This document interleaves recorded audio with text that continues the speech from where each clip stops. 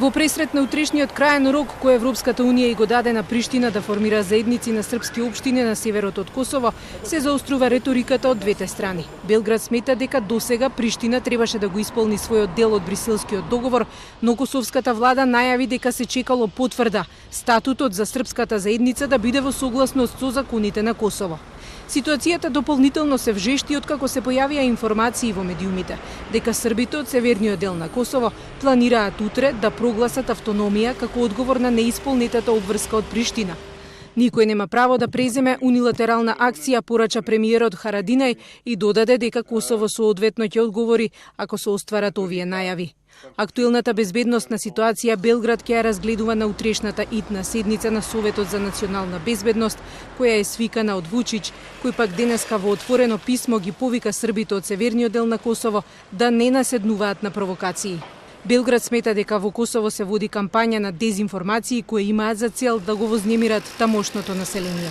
Ono što zabrinjava to jeste ta kampanja pritisaka, dezinformacija u kojima nažalost učestvuju i pojedini, rekao bih, manjinski predstavnici koji za račun Prištine, dakle neki Srbi po imenu i prezimenu, nažalost i pojedini verski predstavnici koji bukvalno direktno za račun Prištine i usudit ću se da kažem i prema našim saznanjima vrlo verovatno i za račun pojedinih stranih država, govore o tobožnjim scenarijima dogovorenih sukoba, dogovorenih podela i tome slično. Тие приказни според Ѓурич треба да и создадат алиби на Приштина за да преземат мерки против србите на Косово. Сепак тој вели дека мнозинството од нив позитивно реагирале на повикот на Вучич и најави дека ситуацијата ќе остане смирена.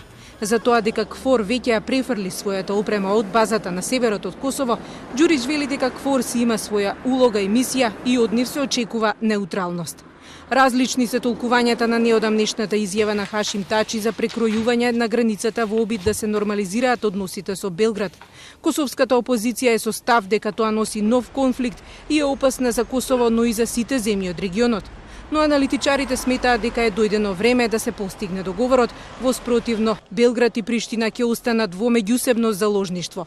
Од Европската комисија порачаа да не се прават тензии кои би ја загрозиле целта и очекуваат нацрт статутот за заедницата на србите во Косово да биде разгледувана на следниот состанок на високо ниво во Брисел.